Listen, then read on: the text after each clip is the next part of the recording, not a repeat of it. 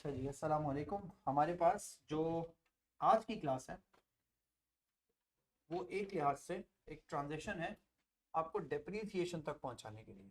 इसके बाद टॉपिक है डेप्रीसिएशन, जो कि असल टॉपिक है एएस का। सही है। ये मैं नहीं कह रहा ये जो टॉपिक मैं पढ़ा रहा हूँ ये नहीं आएगा, ये पेपर में आता है।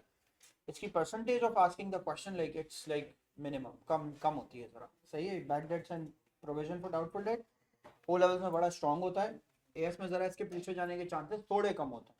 बिल्कुल ऐसा नहीं होता जीरो है, लेकिन कम होते हैं। लेकिन पहले तो मेरी बात सुने, मैं आपको एक ज़रा छोटा सा एक क्विक रिवीजन दूँ, सुने गौर से और लाइक इस बात को फिर ना याद रखिएगा। मैंने आपको कुछ बात जो है ना इस काम में यूँ करके बताई, ठीक है। सुने, डन। सर सबसे पहली चीज़ तो ये कि सर हमने एक टॉपिक स्टार्ट किया लास्ट क्लास में जिसका हमने नाम रखा, जिसका मैंने सर यहाँ नाम रखा अक्रूवल्स एंड प्री पेमेंट्स। सही है सर। गौर से सुने, अक्सर बच्चे गौर से सुने, अभी लिखिएगा नहीं। अक्सर बच्चे ना सर इस टॉपिक को यहीं कंफ्यूज कर देते हैं। ये पहली लाइन लिखी मैंने, बच्चे यहीं गलत कर देंगे।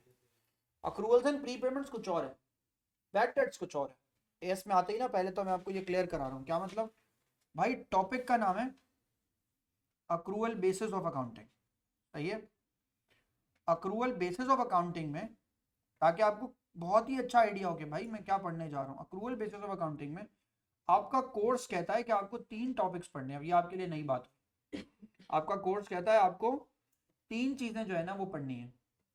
मैंने यहाँ एक हेडिंग डाली, पहली चीज क्या सर, मैंने बोला पहले आपके पास एक टॉपिक है जिसका नाम है अक्रूवल्स एंड प्री पेमेंट्स। अच्छा एक बात तो इसको देख के ये समझ में आ गई होगी कि sir accruals and pre payments main topic नहीं है। मेन टॉपिक क्या है? अक्रूवल बेसिस ऑफ अकाउंटिंग, ये मेन टॉपिक है। इसमें अक्रूवल एंड प्री पेमेंट्स कौन सा टॉपिक है sir? Accruals and pre payments वो टॉपिक था जहां आपके पास इधर क्या थे, कैश एक्सपेंसेस थे, या तो आपके साथ क्या थे, या तो कैश इनकम्स थे। सर मैंने आके यहाँ पे ये 2 चीजें मेंशन कर ली, राइट? हाँ या ना? बोले। अभी तक आपने जो लास्ट वाली क्लास ली उसके अंदर क्या सर हमने सबसे पहले ये बात बोली कि सर सैलरीज कैश में पे की जाती है नहीं की जाती? रेंट कैश में पे किया जाता है, वेजेस पे किए जाते हैं ना सर, वो कमीशन रिसीव किया जाता है। ऐसा ही था ना? बोलो ना हाँ या ना भाई, इलाफ बोलो, बंद करो ये, सुनो मेरी बात। सर मैं क्या कह रहा हूँ आपसे कि सर वो एक्सपेंसेस जो कि आपने कैश में पे किए हो या इनकम आपने कैश में रिसीव की हो उनकी बात की गई। उस टॉपिक के लिए जो उसका उसकी हेडिंग है वो है sir accruals and pre payments. मेरी बात समझ आई? लेकिन सर अकाउंटिंग में 2 टॉपिक्स आपने और पढ़ने, यानी सर अब आपने जो टॉपिक पढ़ने हैं सर उसके लिए जो आपके पास नाम आएगा वो सर मैंने यहाँ पे आके मेंशन किया। सर एक टॉपिक आपके लिए क्या बनेगा, नॉन कैश एक्सपेंस, और दूसरी चीज आपके लिए बनेगी sir non cash incomes. Sir ये नॉन कैश एक्सपेंस या नॉन कैश इनकम्स के लिए जो टॉपिक आप पढ़ने जा रहे हैं उसको सर मैं बाकायदा 2 हिस्सों में डिवाइड कर रहा हूँ। सुने, आपके कोर्स में नॉन कैश एक्सपेंस या नॉन कैश इनकम से रिलेटेड सर 2 टॉपिक्स हैं जिनको हम यहाँ पे 2 हिस्सों में सर स्प्लिट कर देंगे। वो क्या? नंबर 1 पहला टॉपिक सर, पहला टॉपिक आपके पास आएगा, मैंने इसका नाम लिखा सर बैड डेट्स एंड पीएफडीडी। पूरा नाम अभी मैं लिखूंगा, अभी मैं सिर्फ ये लिख रहा हूँ पीएफडीडी, प्रोविजन फॉर डाउटफुल डेट्स। एक ये टॉपिक है सर आपके पास जो कि आपने नॉन कैश एक्सपेंसेस से रिलेटेड पढ़ना है। सर दूसरा टॉपिक कौन सा है सर? दूसरा टॉपिक है आपके पास सर डेप्रीसिएशन। डेप्रीसिएशन के लिए भी मैं एक नाम आपको दूंगा टॉपिक का, वो आप आगे जाके पढ़ेंगे सर उसका नाम क्या होता है। 2 टॉपिक आपके पास ऐसे हैं जो कि अक्रूवल बेसिस ऑफ अकाउंटिंग के लिए, मगर सर नॉन कैश या नॉन कैश एक्सपेंस या नॉन कैश इनकम से एसोसिएटेड है। मेरी बात समझ में आई? रिपीट करते हैं सर, जरा मेरी बात को फिर से सुने। एक्सपेंस 2 टाइप्स के होगा, यानी आज से आपके कैश एक्सपेंस और non cash expense. Cash expense के ऊपर सर थ्योरी जो अप्लाई है वो अक्रूवल्स एंड प्री पेमेंट्स है, लेकिन सर नॉन कैश एक्सपेंसेस खुद एक अक्रूवल बेसिस ऑफ अकाउंटिंग का हिस्सा है। सर पहली बात तो ये बताइए सर, मुझे ये नॉन कैश एक्सपेंस रिकॉर्ड करने की जरूरत क्या है? पहली बात तो मैं आपको ये बता रहा हूँ सर, प्रूडेंस लॉ है इसका। प्रूडेंस कहता है asset should never be overstated. अगर मैं एक्सपेंस नहीं रिकॉर्ड करूंगा, अगर मैं किसी एसेट की वैल्यू जिसकी वैल्यू कम हो गई होगी उसकी वैल्यू को कम नहीं करूंगा तो सर जवाब दीजिए वो एसेट क्या हो जाएगा? ओवरस्टेट।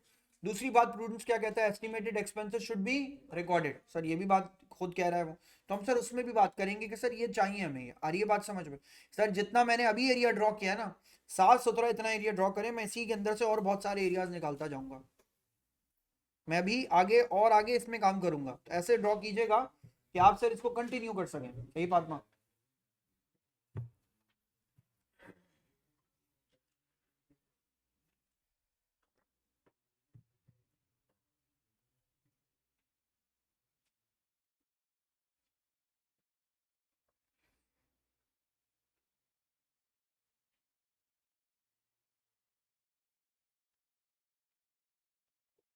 कॉपी करो भाई, नोटबुक में कॉपी करना है। नहीं नहीं नहीं, ऐसा कोई नहीं है, मजाक नहीं करो। जल्दी से पेपर लो, कॉपी करो कॉपी। नहीं नहीं नहीं नहीं नहीं नहीं नहीं, जब तक खुद नहीं लिखा कुछ नहीं लिखा, घर जाके कॉपी करना है इसको। नहीं लिखवाएगा। नहीं नहीं, अब लिखो, अब दोबारा से लिखो, जल्दी करो, शाबाश जल्दी करो।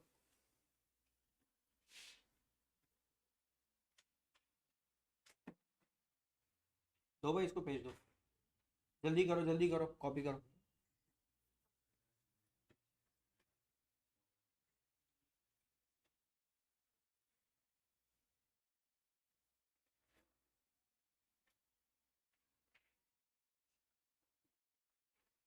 अच्छा, बिफोर लाइक गोइंग फर्दर, मैं पहले आपको एक बात बताऊं।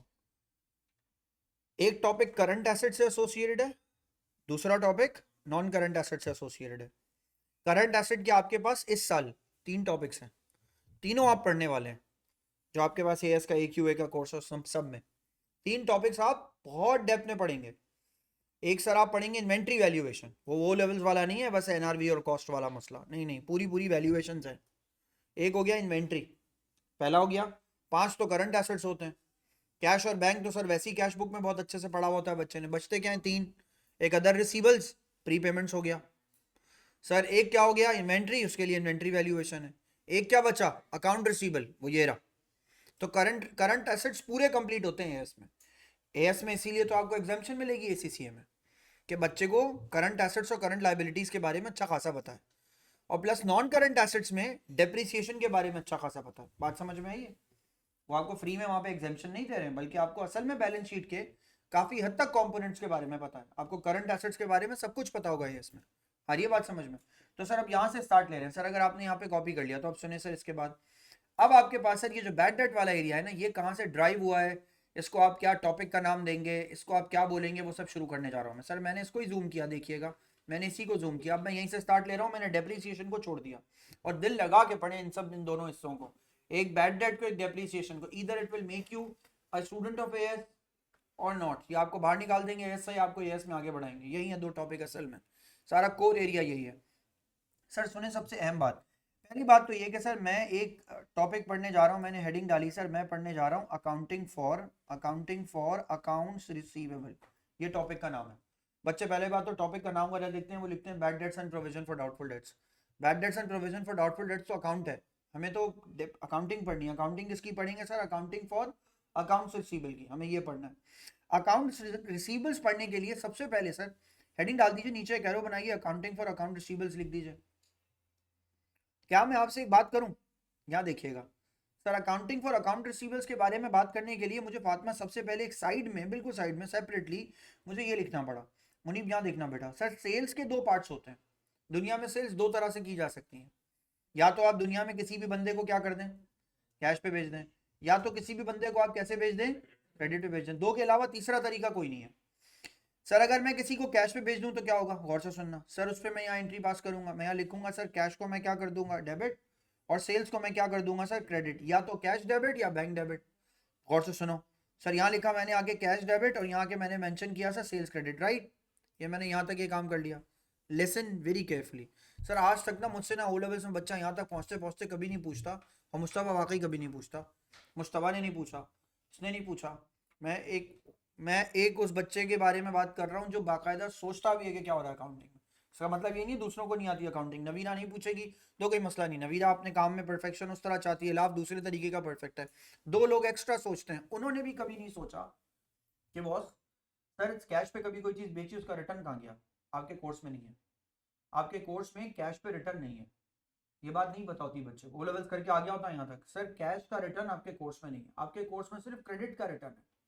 सर तो कैश का रिटर्न क्यों नहीं? हमने अज्यूम किया हुआ है no exchange no return on cash.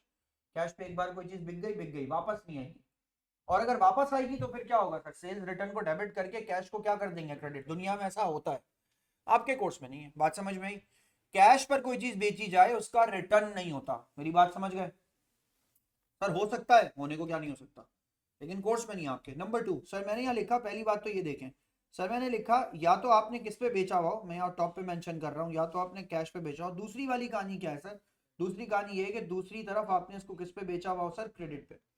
जब आप किसी चीज को क्रेडिट पे बेचते हैं ना तो अकाउंट रिसीवेबल क्रिएट होता है। मैंने इसी पे एरो ला के रोका सर जवाब दें, अकाउंटिंग फॉर अकाउंट रिसीवेबल जब स्टार्ट होती है तो सबसे पहले क्या बोलती है सर? वो सबसे पहले यहाँ की ये बात बोलती है अकाउंट रिसीवेबल को आप क्या कर दें, या ट्रेड रिसीवेबल्स को आप क्या कर दें, नया नाम ये है इसका सर, ट्रेड रिसीवेबल्स को आप क्या कर दें सर डेबिट, और सेल्स को आप क्या कर दें सर क्रेडिट।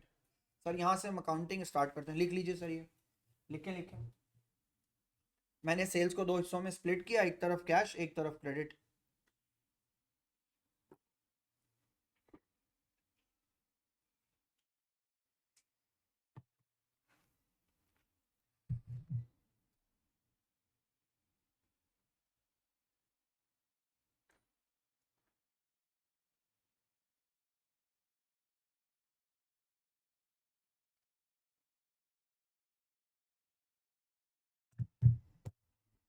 डन।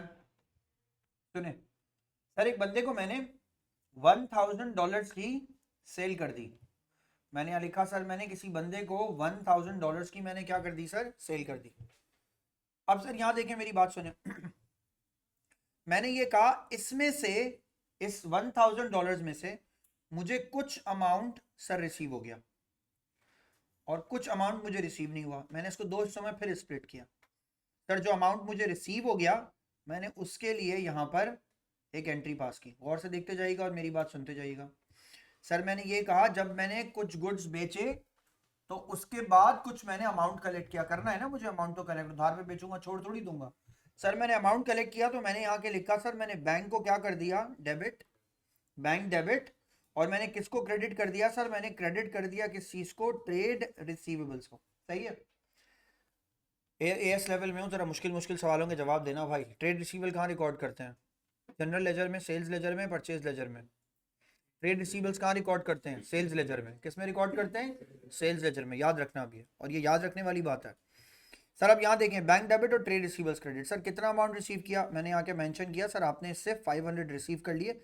500 अभी भी ना आपको नहीं मिले। सर जवाब दें, जो पैसा आपको नहीं मिला जिसकी बात मैं कह रहा हूँ 500, जवाब दीजिए क्या वो अमाउंट आपके लिए अब भी अनकलेक्टेबल है या अनकलेक्टेड है? यस, अनकलेक्टेड है ना। सुने सर, अब ये अनकलेक्टेड अमाउंट आगे आने वाले वक्तों में दो काम हो सकते हैं, या तो वाकई इससे पैसे मिल जाएं, या तो पैसे मिल जाएं, या तो आपको इससे पैसे नहीं मिले। तीसरा तीसरा काम भी है, पैसे मिल गए तब तो सर ये काम हो गया। लेकिन सर अगर आपको पैसे नहीं मिले, अब कंफर्म कह रहा हूं मैं आपको, कंफर्म हो जाए आपको किसी तरह के ये बंदा आपका जो है ना वो भाग गया। हमारे यहाँ पाकिस्तान में भाग जाने का बड़ा अजीब म्यार है। एक हम इवेल्युएट करते हैं हमेशा, भाग गया तो क्यों भाग गया, कैसे भाग गया, क्या हो गया क्या नहीं हुआ, उससे अकाउंटिंग का कोई लेना देना ही नहीं है।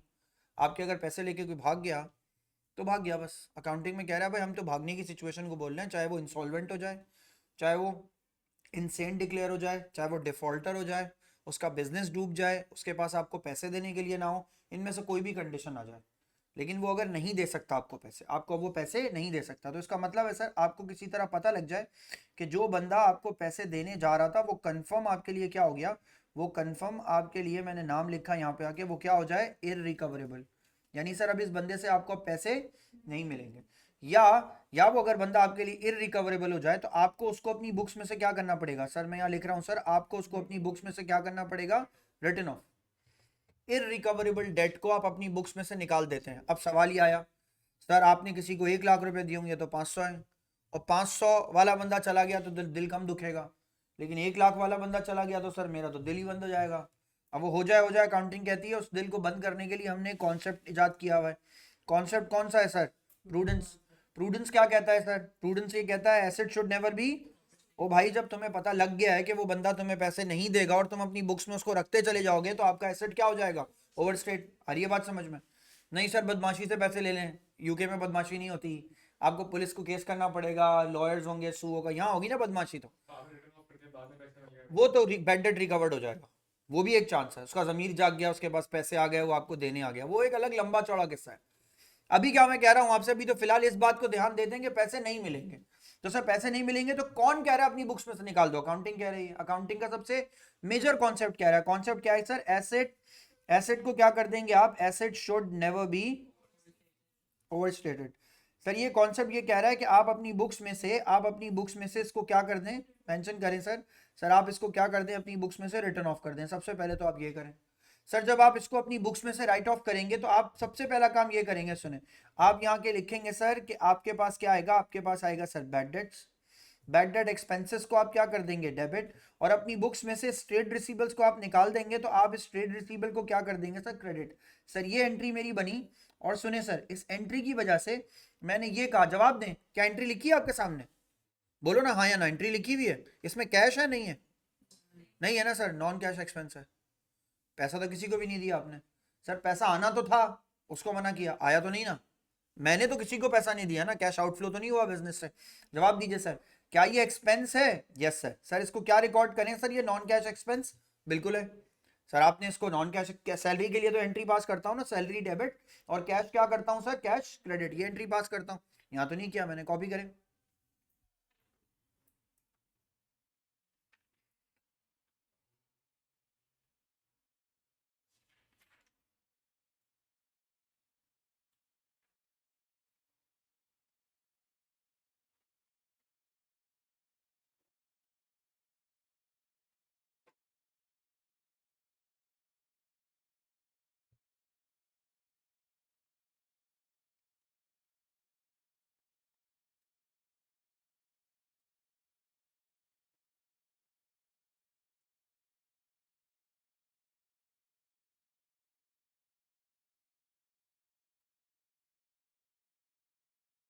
डन।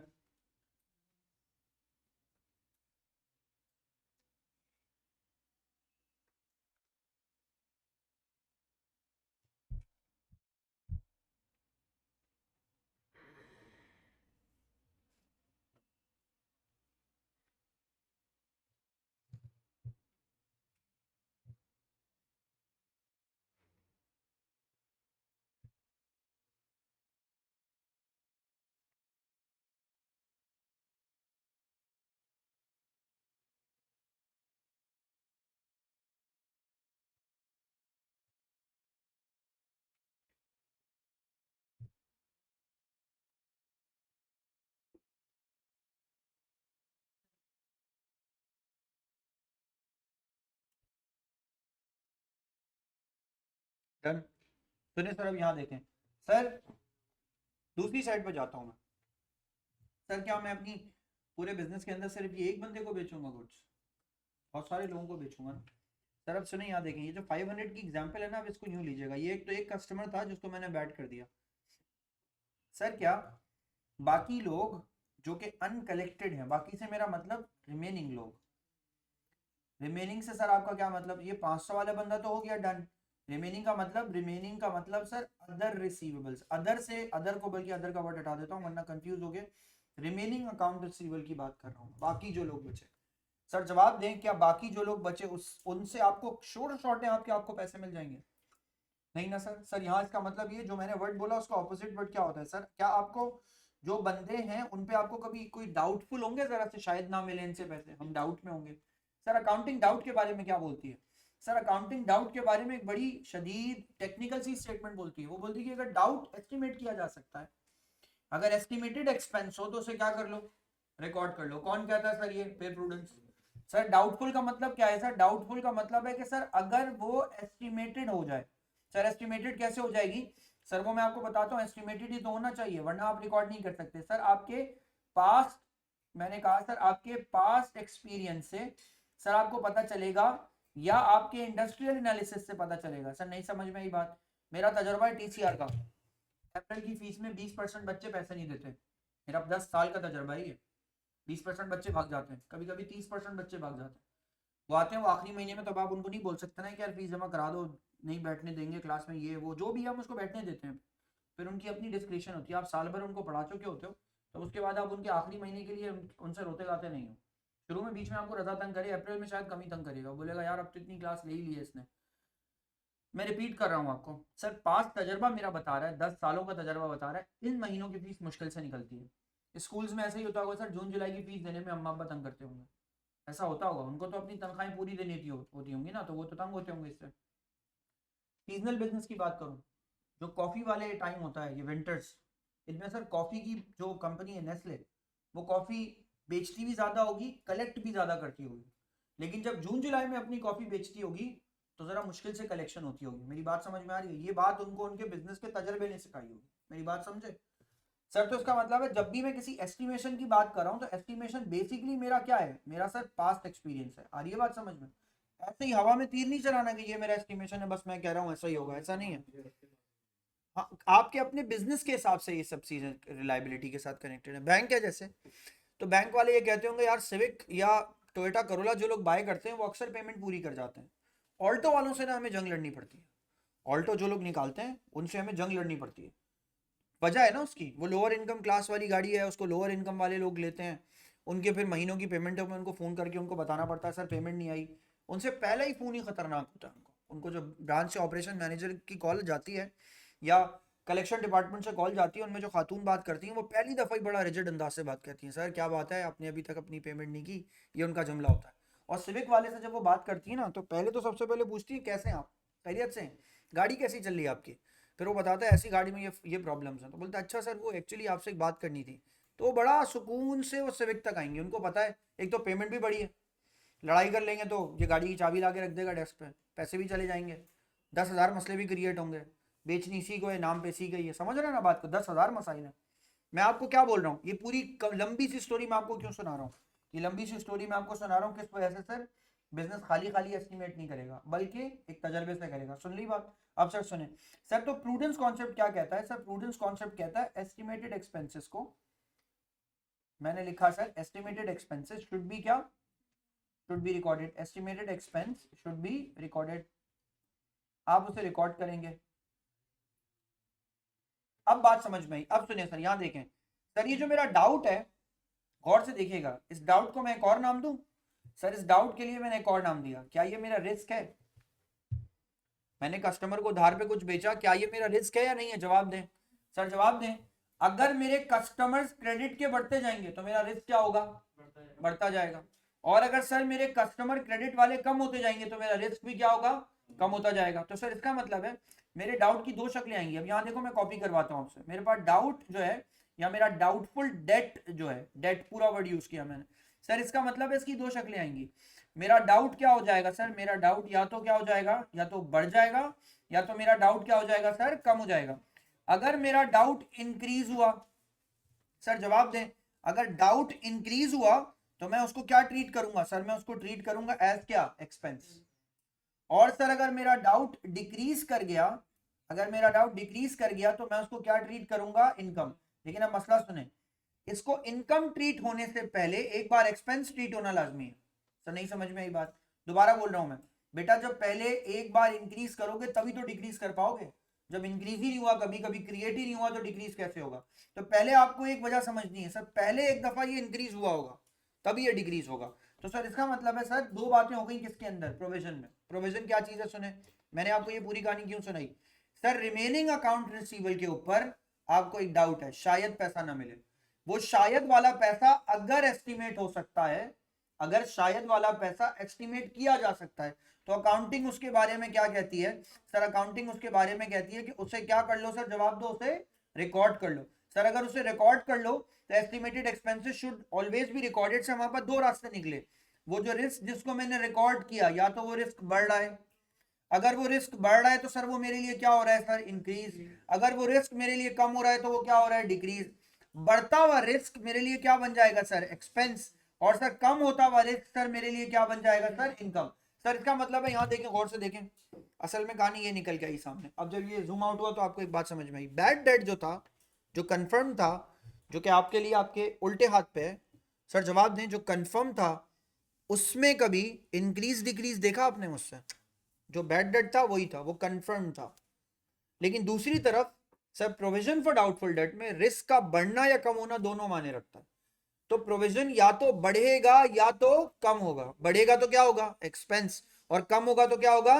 कॉपी कर लें सर ये।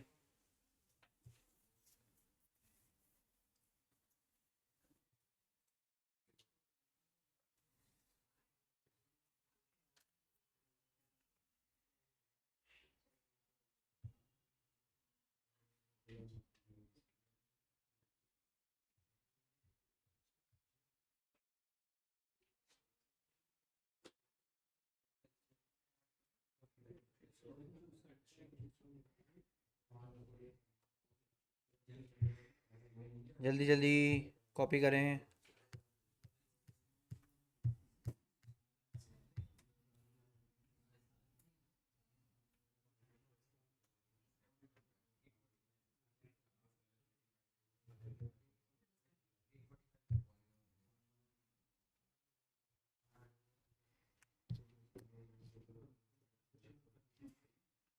कॉपी करें कॉपी करें, फिर नेक्स्ट काम पे बात करते हैं। डन।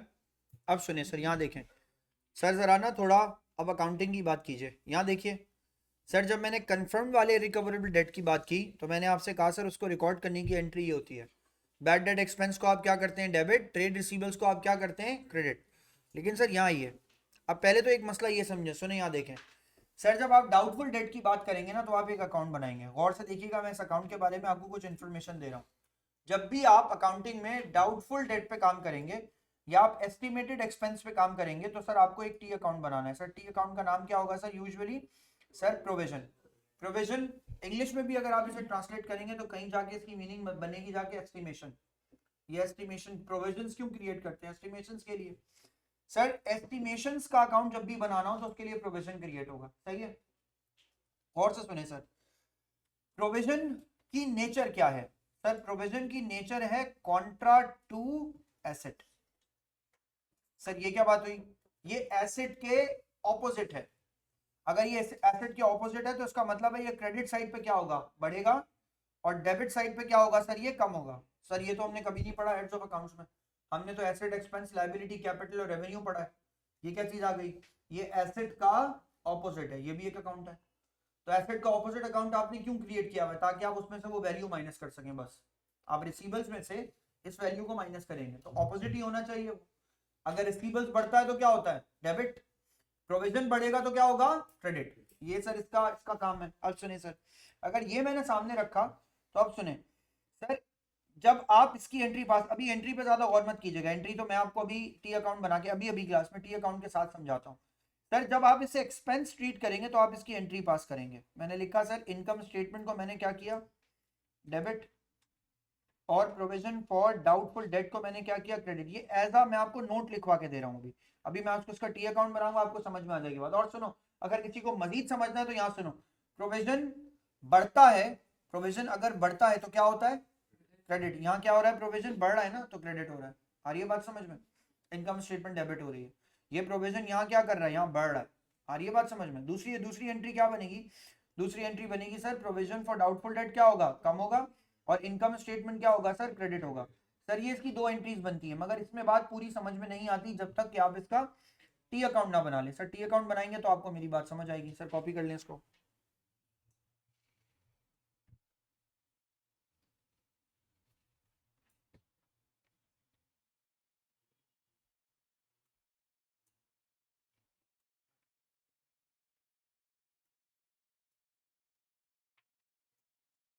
डन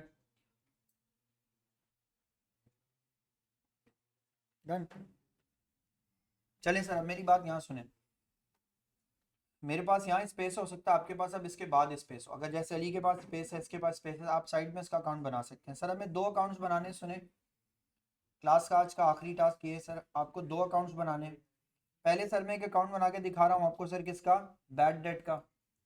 गौर से देखिएगा सर, मैंने अकाउंट यहाँ लिखा आके बैड डेट्स। गौर से सुनो यार, लास्ट काम है बस, गौर से सुनो। सर बैड डेट के अंदर सर मैंने यहाँ के लिखा सर, आपके पास आएगा अकाउंट रिसीवल, यहाँ लिखेंगे सर अकाउंट रिसीवल। और फिर सर जितने भी साल में जो जो लोग सर आपके बैड हो चुके होंगे उनको सर आप यहाँ लाके मेंशन कर देंगे। मैंने एग्जांपल दी है तीन की, ये तीन लोग साल में मेरे बैड हो गए तो मैंने सर उनको लाके यहाँ पे रख दिया। सर एग्जांपल तो नहीं समझ में आई सर, इसकी एंट्री पास करें। वैसे तो एक दफ़ा पास की हुई है, मैं फिर से आपको पास करके दिखा रहा हूँ। सर बैड डेट को आप क्या कर देंगे, डेबिट। अकाउंट रिसीवेबल को आप क्या कर देंगे सर, ये एंट्री ये आपके सामने बन भी गई, और इस एंट्री को सर मैंने लाके यहाँ पे कॉपी भी किया इसी तरह। मेरी बात समझ में आई, ये बैड डेट की एंट्री है सामने। तो बैड डेट का अकाउंट डेबिट हो रहा है, अकाउंट रिसीवेबल सर यहाँ पे आपके पास लिखे हुए आ रहे हैं। मुनीब बैड हो गया, मैंने यहाँ लिख दिया। नवीरा बैड हो गई, मैंने यहाँ लिख दिया डेबिट साइड पे। मुस्तफ़ा बैड हो गया, मैंने डेबिट साइड पे लिख दिया। मेरी बात समझ में आ रही, मैं उनका नाम लिखता जाऊंगा। फिर सर क्या करूंगा, गौर से सुने, जब साल खत्म हो जाएगा तो मैं इनको ट्रांसफर करूंगा किसके अंदर, तो मैं इनको ट्रांसफर करूंगा सर इनकम स्टेटमेंट में। सर एक बात नहीं समझ में आई, एक बहुत अहम चीज नहीं है इसमें, ब्रॉट डाउन नहीं है और कैरेट डाउन नहीं है। क्यों? वजह,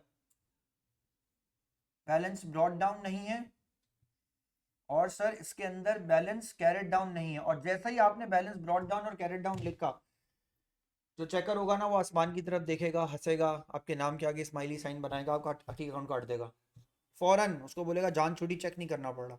इसमें CDBD मत लिख देना अल्लाह के वास्ते। ये ड्यूरिंग द ईयर CDBD हो सकता है।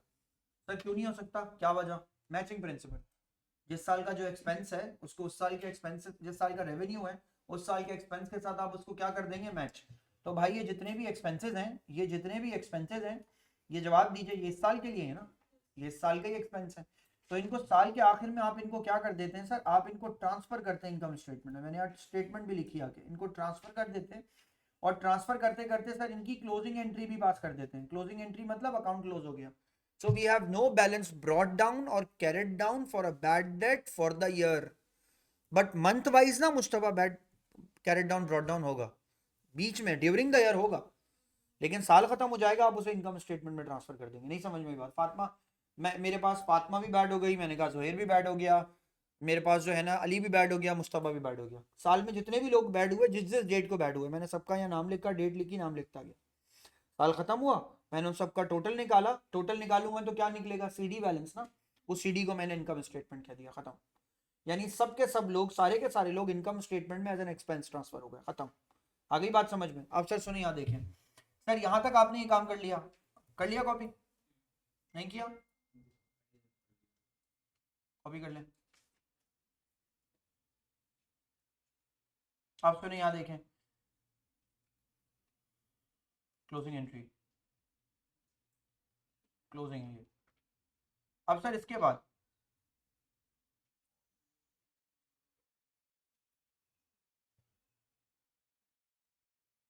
मैंने यहाँ के लिखा सर, मैं यहाँ मेंशन करूंगा provision for doubtful date account.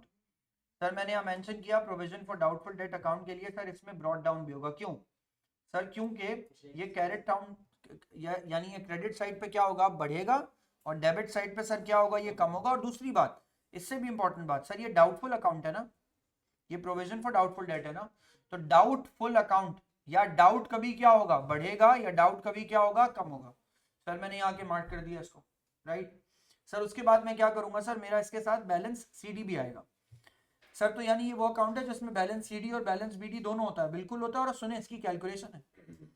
आप एएस में O लेवल्स की तरह आपको सिर्फ क्वेश्चन दिखा के काम नहीं करा सकते, आपको इसकी कैलकुलेशन भी बतानी है, वैल्यू कहाँ से आ रही है वो भी बतानी है। सुने सर, इसका ओपनिंग बैलेंस कैसे निकलता है? सर इसका ओपनिंग बैलेंस निकलता है, अगर आपके पास अकाउंट रिसीवेबल का ओपनिंग बैलेंस हो, अकाउंट रिसीवेबल का ओपनिंग बैलेंस हो, उसको आप मल्टीप्लाई कर दें जो आपको गिवन हो प्रोविजन फॉर डाउटफुल डेट की परसेंटेज, ये गिवन होगा, ये सब गिवन है।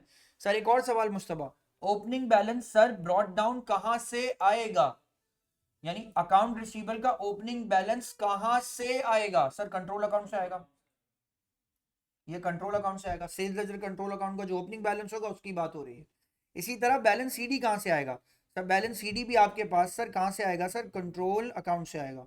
सर कंट्रोल अकाउंट मैंने यहाँ लिखा, अब सर यहाँ लिखा मैंने, वो कैसे निकलेगा, अकाउंट रिसीवेबल का क्या लिखेंगे, क्लोजिंग बैलेंस, और अकाउंट रिसीवेबल के क्लोजिंग बैलेंस को आप मल्टीप्लाई कर देंगे किसके साथ, प्रोविजन फॉर डाउटफुल डेट की किसके साथ, परसेंटेज के साथ, तो वो बैलेंस यहाँ जाएगा, गिवन होगा, गिवन होगा। ज्यादा से ज्यादा आपको उसमें से बैड डेट कैलकुलेट करना होगा। अब मेरा सवाल सुने, आपने बनाया है ना सेल्स लेजर कंट्रोल अकाउंट, अब तो इतनी लंबी डिबेट की जरूरत नहीं है, एडवांस कंट्रोल अकाउंट भी बना चुके हैं। सर मेरी बात का जवाब दीजिएगा, सर जब आपने इसका कंट्रोल अकाउंट बनाया है तो मेरा एक सवाल है, क्या क्लोजिंग वैल्यू में से बैड डेट ऑलरेडी माइनस हुआ है?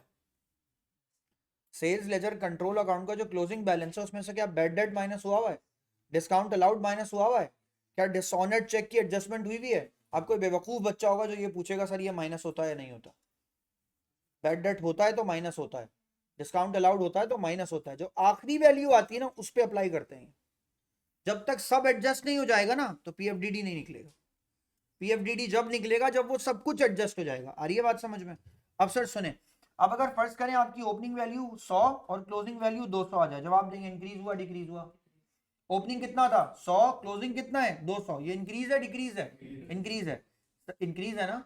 सर इंक्रीज है तो जवाब दीजिए, अगर इंक्रीज है तो डिफरेंस किस तरफ आएगा, डिफरेंस इस तरफ आएगा। आप इसको क्या ट्रीट करेंगे, आप इसको ट्रीट करेंगे यहाँ पे आके क्या चीज, इनकम स्टेटमेंट। सर ये जो इनकम स्टेटमेंट है इसका नाम आप क्या रखेंगे सर, एक्सपेंस। आ रही है बात समझ में।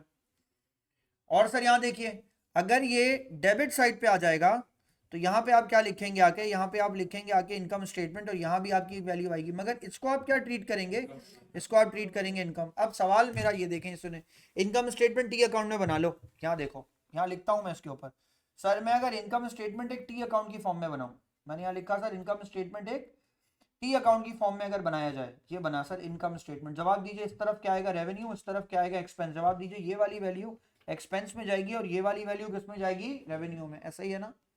जो चीज इनकम स्टेटमेंट यहाँ क्रेडिट में है वो इनकम स्टेटमेंट में किस तरफ जाएगी, डेबिट में। इनकम स्टेटमेंट का डेबिट क्या होता है, एक्सपेंस। और ये भी छोड़ो, ये याद रखो, अक्रूवल्स एंड प्री पेमेंट्स में जितने एक्सपेंस के अकाउंट बनाए उनमें इनकम स्टेटमेंट किस तरफ लिखा हुआ था, क्रेडिट साइड पे। तो यहाँ भी तो क्रेडिट साइड पे एक्सपेंस होगा। Income accruals and pre payments में जब सैलरी का अकाउंट बना रहे थे तो जवाब दें क्या कर रहे थे, सैलरी के अकाउंट में इनकम स्टेटमेंट किस तरफ लिख रहे थे, क्रेडिट साइड पे। तो यहाँ भी यही है। कमीशन रिसीव्ड का अकाउंट बना रहे थे तो इनकम स्टेटमेंट किस तरफ लिख रहे थे, डेबिट साइड पे। तो वो वही है। अकाउंटिंग थोड़ी चेंज होती है, अकाउंटिंग तो अपनी जगह रहती है। मैंने रेंट का अकाउंट बनाया तो इनकम स्टेटमेंट किस तरफ लिखी, वहां क्रेडिट साइड पे। तो यहाँ भी तो क्रेडिट साइड वाला एक्सपेंस होगा। और वहां पे जब इनकम की बात करूंगा तो इनकम मेरे पास वहां आ जाएगी। आ रही है बात समझ में। और एक और बात, जो बात मैं कह रहा हूँ वो आखिरी बात बहुत इंपॉर्टेंट है। लिख लिया सबने यहाँ तक, कॉपी किया सबने, डन ना। आखिरी बात कर लिया, ली कॉपी। रुक जाओ, अब लिखना सर। मैंने लिखा सर आखिर में आके, increase in PFDD is expense, decrease in PFDD is income. बस बॉस, यहां तक का आपका काम है। इसके बाद आपसे मुलाकात होगी नेक्स्ट क्लास में। चलो भाई, यहाँ तक कॉपी कर लीजिए। यहाँ तक अगर आपने काम कंप्लीट कर लिया तो आप जा सकते हैं।